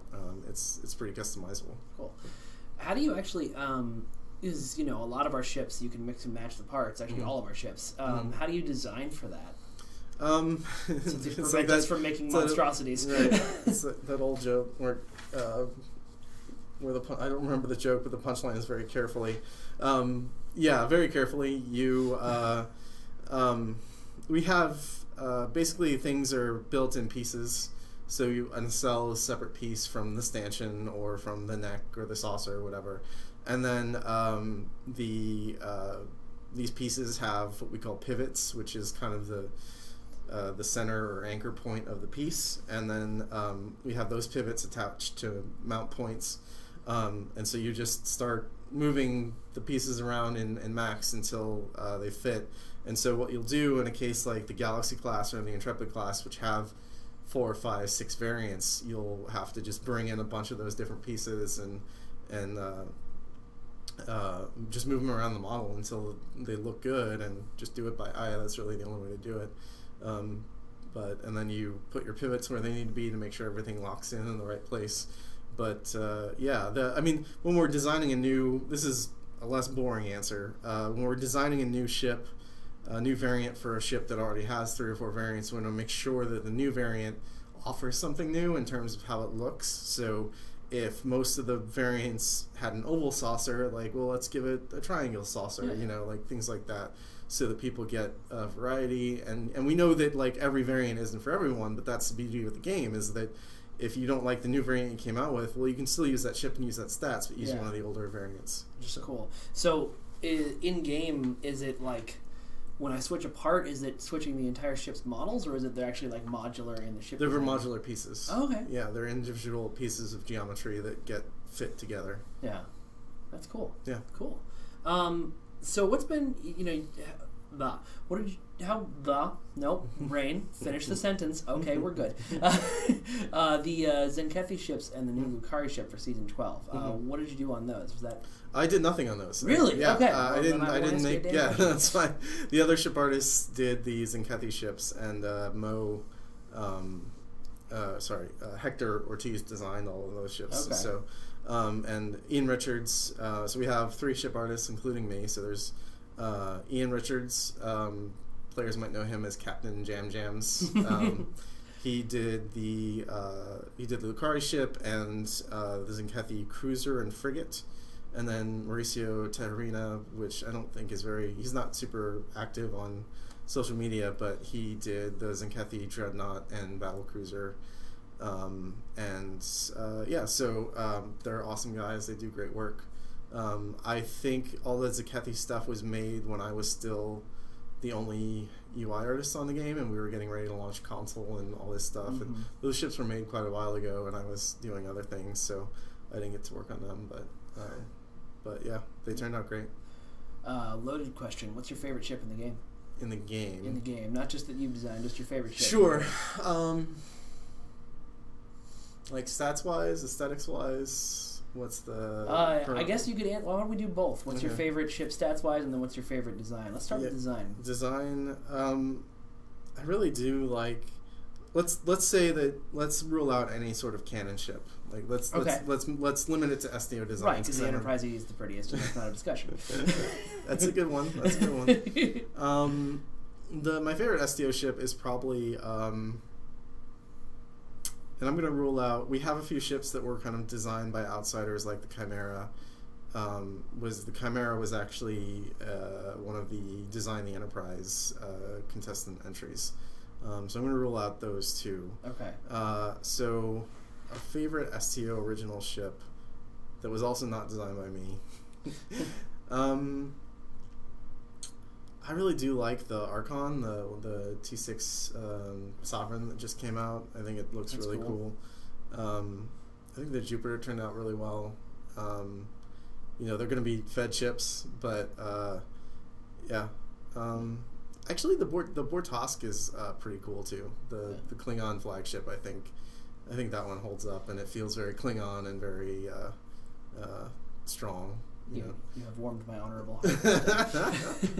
Stats wise, I'm not like a min-maxer or whatever, but I think I like the Manticore because it's tough. For an escort, it's a destroyer, right? So it's halfway between an escort and a cruiser, which is a really good balance for me because I like having a bit more survivability than a normal escort, but I also like using the quad cannons and things like that to pack a punch. Nice, so. Cool. So there was a question in chat. When you design a ship, do you design like a sometimes when game designers do like the really high poly model and then kind of put it in engine and take it back down to what the game can handle? Do you start that way, or do you design specifically for the game from the beginning? We model for the game from the beginning generally. One of our previous ship artists did actually do a few ships in ZBrush. So somebody mentioned ZBrush a few times. It's been going by a few times. It's a meme. But I need to learn how to use ZBrush because we don't really use that. We generally just start with the resolution that we're going to be ending up with in game. And it's kind of an older way to model things, but the reason we have to do it that way for STO is just kind of because we allow so much customization between parts and we allow people to swap materials between ships. That's the main reason, is because any material can work on any ship. We need to most of our detail actually comes from the model, and the only to bake out a high poly model would remove a lot of that possibility. Yeah, cool, very cool. All right, what are you personally most proud of in season 12? Definitely the NX and the NX refit, those models. Personally, I spent a lot of time getting them right, and we made. I worked with Mauricio on getting brand new, like really accurate materials. The materials that are on there were made specifically for those ships. Nice. And I think they're turned out nice, and it feels like you see that ship and it looks like what it looked like in the show, and that's always a good feeling. So for me personally, that's the thing that I think I'm the most proud of. As a team, it's always crazy what we come up with and what we do. I think the Zenkethi Battle Zone looks pretty awesome, and the Zenkethi as a critter group are pretty great. And as a Star Trek fan, it's exciting to like learn what they're about now, because you hear whispers of them in Star Trek episodes. They're mentioned by name, but you never see them. So getting to actually interact with them, that's one of the things I love about being on STO and working on STO, is getting to add that amount of depth to the Star Trek lore. And so it's always exciting when we can give that to fans, and expand the Star Trek world just a bit larger. apparently Maria's forgotten Reckoning entirely. So this was another fan question that came in, and obviously you can't confirm or deny any ships that may be coming, so don't do that. Okay. But is there a ship in canon that you love that we haven't had a chance to put in the game yet? Is there something that would be your dream ship to model and put in that we haven't done yet? I mean, there are plenty of really obscure ships that I would love to do. That's fine. And we're it not nerds here. Yeah. I mean, like, I can probably name them because we'll probably never do them. But yeah, no, there are a few. I mean, do you want me to? Well, I think you can, because as long as you don't say, hey, we're working on this ship. Right. You No, can we're just not name things that you're a fan of. We're absolutely not working on it, but I would love to do a New Orleans class one day, which is the. It's just you see a destroyed version of it in the background of the Battle of Wolf 359, but it's a cute little Galaxy variant that's got like extra torpedo pods and stuff, and I'd love to find an excuse to put it in the game. So Yeah. Who knows? But yeah, and there are some other kind of ships from the next generation that weren't Fed ships, but they were cool. You see them here and there, and I just think it would be cool to have them in the game. I'd love to. I mean, I grew up on TNG, and so like adding more of that texture to the game is something I'm all about. That's cool. This might be a loaded question, but out of not just Star Trek but everything ever, what is your favorite starship? It's the original Enterprise. Oh man! Yeah. All right. It's the original Enterprise because, like I said, it looks like something that we can aspire to. It's not. The guy who designed it, Matt Jeffries, was a pilot, and he did a lot of aviation art, and I think he had a background in engineering, and so he was a brilliant artist, but he also knew when to let form follow function, and it feels like the design of the Enterprise feels more intentional than like I'm going to make something look good, right? And even the surface of the Enterprise is smooth, and a lot of people think that's because they didn't have much money to make miniatures back then look expensive, and that's not true. It was actually because Matt Jeffries said, no, if you're going to build a spaceship, you're going to put all the important parts in the inside, so you don't need a spacesuit to fix it, Yeah. And like things like that went in the thought of it, and that was really revolutionary for science fiction of the time.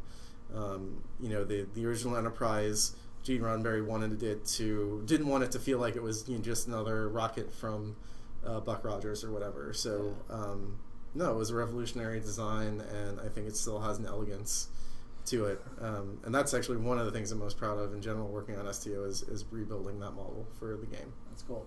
We had a question that I want to know the answer to. Are you working on another Jace's article, and what ship would you do if you are? So I think Sir Boulevard's in the chat. He's done a couple with some other people they've worked. So I've been talking with him, and I don't want to prematurely announce anything or give anything away, but of course. We're thinking about what to do next. I have others that I want to do someday when I have more time. I'd love to do an article on carriers and sort of fighter culture in the 25th century. Yeah, so like, something you hear almost nothing about. Yeah. Well, we kind of made it up whole cloth for STO, right? I mean, it's in the Dominion War a little bit, but I'd love to do an article about the Jupiter and the Alita, but also beyond that, talk about like here's what a squadron looks like, and have some like squadron patches and the squadron organization, and sort of go into the I don't know, like fighter engagement policy of the Federal. Like really, the JASA stuff is great because I can go. I'm doing it just for me, really, and I know there are people who are as like obsessive with me about details and want to get into the weeds that much, but I don't. Since I am doing it for myself, I don't have to vet it by anybody. I don't have to like feel like I have to make it fit a broad audience. I can just like go as crunchy into the details as I want. So that's the kind of stuff I love to do, and I'd love to do it about the Jupiter and the Alita. Maybe even do like a hangar layout for the Jupiter class, right? So do like a diagram of the hangar deck and show like how they arrange the fighters and all that stuff, crazy stuff. So cool. we'll see if I ever get to do that. But Is it a weird feeling that you can write an article like that, and for at least a part of Star Trek, it's kind of canon? Yeah, I mean, you know, for STO, it's canon until somebody tells you otherwise. I don't know. I don't. The Jace's stuff, I treat them as, and one of the reasons I release them personally and don't necessarily like try to get them released through our website or whatever is that I sort of want the freedom to reinterpret things in Star Trek because in Star Trek Online, because STO is a video game, and so there are things that are very video gamey about it, right? That wouldn't, if you were in a real world, wouldn't, like, you know, you wouldn't have 90,000 variants of the same starship or whatever in the real world, right? So that kind of stuff I try to minimize in Jace's because I want it to feel more like you're reading an artifact from someplace that kind of follows the laws of at least consistent world building and stuff. So so I might fudge it here and there, but yeah, it's fun, and you know, I'm glad that people react to them and enjoy them so much. Yeah. There's a debate going on in chat. Did you design the Odyssey uniforms? I worked with a character artist. That was a collaboration, and the problem is I don't remember who did what on that. Like it was such long ago. Like because we actually, those were sort of got their grounding when we did the original Starfleet Academy uniform, the 25th Century Starfleet Academy uniform. We I guess we still sell it in the C-store. So we started with those, and then the intent was always to go do a officer's version of that, and so eventually that came up for the opportunity to do that came for the fleet.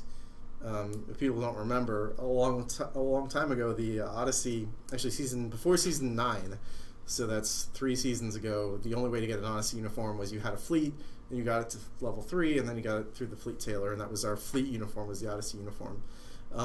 And so I was working with Matt Higgison at the time. He's no longer at Cryptic, but he was our lead character artist. And we were like, there are a lot of cool like new STO uniforms, but they're all just like weird leather biker jackets, and they don't really feel like if somebody was going to make a new Star Trek show, nobody would wear anything like this. It would be a lot more streamlined and kind of subtle, and like we use the word boring as a way of like kind of countermanding the super video gamey look that STO's uniforms previously had, and so that's why we started with the Starfleet Academy uniform, which is basically kind of the same stripe across the top. So it was a real collaboration. I don't remember who like came up with what exactly and how that goes. I did a lot of work during the build up to season 9 of replacing all the uniforms in the game with the Odyssey to kind of standardize that as the way Federation uniforms look, just so that it was uniform and it felt like you were in a Star Trek show as opposed to a Star Trek video game. Because while we are a Star Trek video game, what we're really selling you is the experience of like being your own Star Trek show, right? Like, and so anything that I can do to make people feel less like I'm playing an MMO and more like, yeah, this is my show about my crew, right? Is kind of what I like to do. So, so the uniforms were a big part of that. That's awesome. Well, thank you very much for everything you've done for the game, and thanks for joining us for this chat today. I've had a lot of fun. Yeah, it was my pleasure. All right, and you guys, thank you so much for hanging out in the chat. Thanks to Maria for answering all the producery questions while we were dealing with more design stuff. And stay tuned. We might do some more of these soon, so if you liked it, let us know. All right, thank you guys very much, and we'll see you soon. Bye, everybody.